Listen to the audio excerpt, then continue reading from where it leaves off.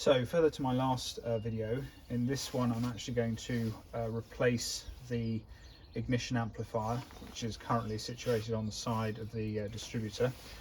This is the new one, which is on a mounting plate that's designed to go elsewhere in the engine bay. And you also need an adapter lead, since the modern amps are 3-pin, whereas the original is just like a 2-pin. So what you have on this conversion lead is a 3-pin plug on the end, but then it's spliced into 2 leads such that when it goes to the coil, it's just down to the 2 leads compatible with the original coil setup. So the obvious requirement of this job is that in order to get at the old amp on the side of the distributor, you've got to take the distributor out, which is not a particularly difficult job, but obviously the risk is that you put the distributor back in a slightly different place and then have to adjust the timing as a result. So I'll talk a bit about how to take the distributor out and put it back in again, and do so if necessary. So we first want to take the cap off the distributor, which is just clipped with these metal clips, one on each side. And to the side, move that kind of out the way. Like, I mean, if you want to improve access, you could just actually disconnect this top coolant pipe, because that way you could get the cap further out the way, but it's probably not quite necessary. You can sort of hold it out of the way. Now, in here, see, this is the rotor, and you want to mark where the rotor was, where the rotor arm was relative to the body of the distributor before you remove it. Now obviously you can see this job has been done before, because you've got other kind of marks there.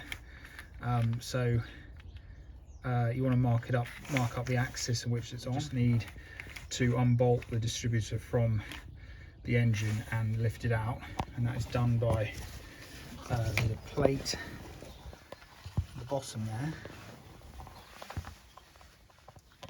So it's kind of obscured a bit by the amp itself, but you see there's a plate there, and there's a there we go, yeah, there's a big nut on there. It's a 15mm nut on this car, I think.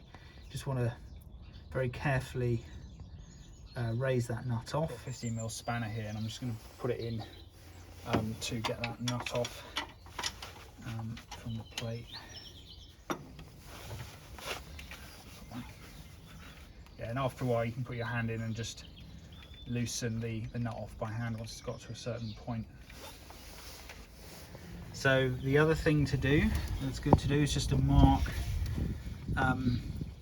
the position of the distributor relative to the engine casing. That there is a mark I've made in the past. So if you make a corresponding, mark across onto the engine casing, that will also help you get it lined up again properly when you put it back in, and hopefully you won't have to adjust the timing again. Right, so I've just taken the nut off. It's kind of got it to aid its location. It's got like like a deeper unthreaded bit here, so that when you go to put it back on, the thread that protrudes upwards from the casing, you can just sort of drop it on the top of the thread and it'll locate itself, and then you can do it up. So with that out of the way, I'm just going to reach in and very carefully lift the distributor's locating plate up and out of the way, and hopefully don't drop it down anywhere inside.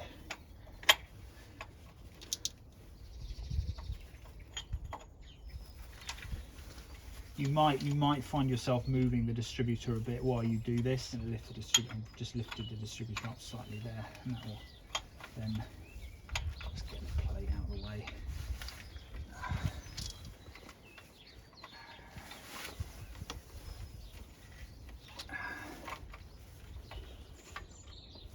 Right. Once the plate is disconnected, you could just lift the distributor up and put the plate to one side, and then also obviously you want to disconnect the vacuum line that goes from the inlet manifold up there, and then obviously also just disconnect the amp itself, and just keep the cap out away, and then there we go. There she comes. Right, so here's our distributor, and so the amp, you want to unscrew these outer screws here. Just put them somewhere secure.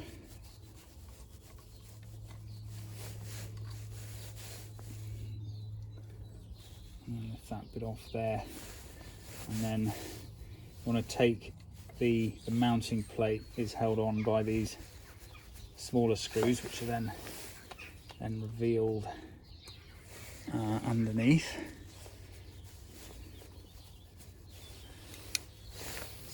Ones, and then another one there.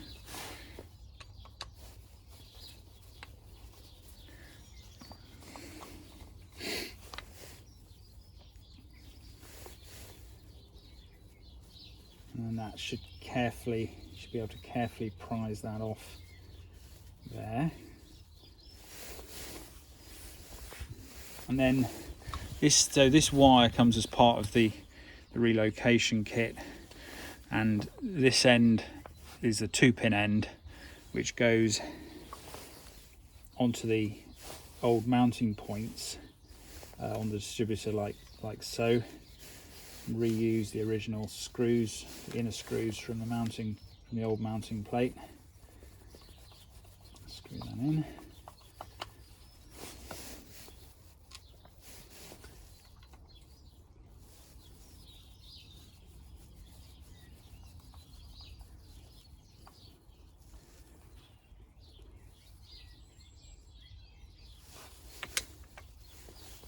So, and then just so to connect it to between the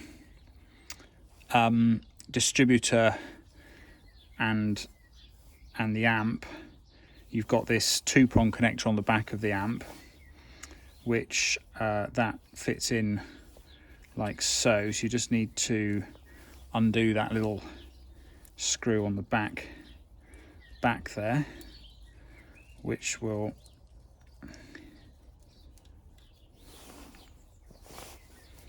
allow you to offer that up like that.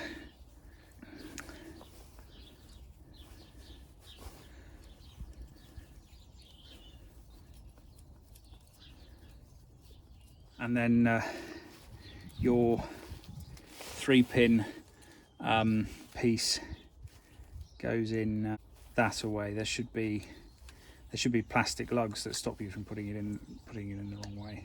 Right, so on the distributor you've got the main drive here, and then you've got on the bottom there you've got the oil drive. Ideally you want to line that up correctly with the male end of that in the oil pump assembly, and then you can look down into the hole there to see where it actually is. So let me just show you that. So yeah, so there you can see the male end of the oil drive. So you want to line up the receptor on the receptacle on the bottom of the distributor such that it'll click back into place with how that's lined up. Right, so keeping the cap out of the way. So remember, on the top here we want that to be like 30 degrees anti-clockwise from where it was. So let's say, for argument's sake, that was our alignment mark there. We then want to move the rotor about 30 degrees anti-clockwise, and then it should snap back into that position when we put it back in. The marks are lining up and we're all good. Yeah, let's put our plate back in and see. Easier to do it from this angle. You can get a nice view of the thread that it goes onto, and the serrated bit, the tread plate bit here should obviously go down because it's like gripping the body of the distributor. don't tighten it up too much just yet, because obviously you do want to adjust the timing, and obviously it's got to be slightly loose in order to allow movement of the distributor from above. So I'm just going to do our connectors from the new amp. So the red one goes to the positive terminal, and on this setup with the Lucas coil, I want a female connector on this side. I'm just using these standard 15 amp insulated connectors from Halfords. So just put that in there, get my crimping tool, blue one.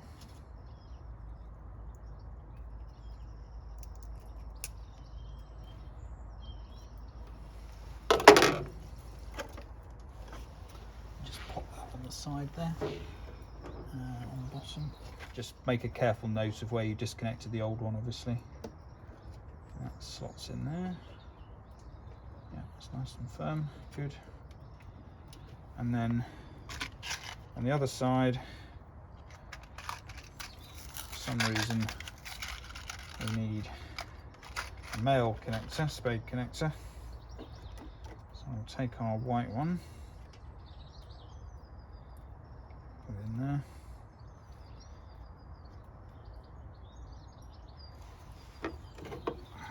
Same jobby. Right, and then we just need to route this one in the side here.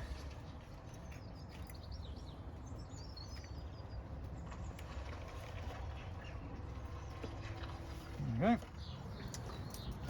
So I'm just going to talk about what to do if you put the distributor back in and for some reason get the orientation wrong. Say you then go to try and start the car, it doesn't fire because the timing's off, and you've basically lost your kind of correct timing position on the distributor. How do you recover from that?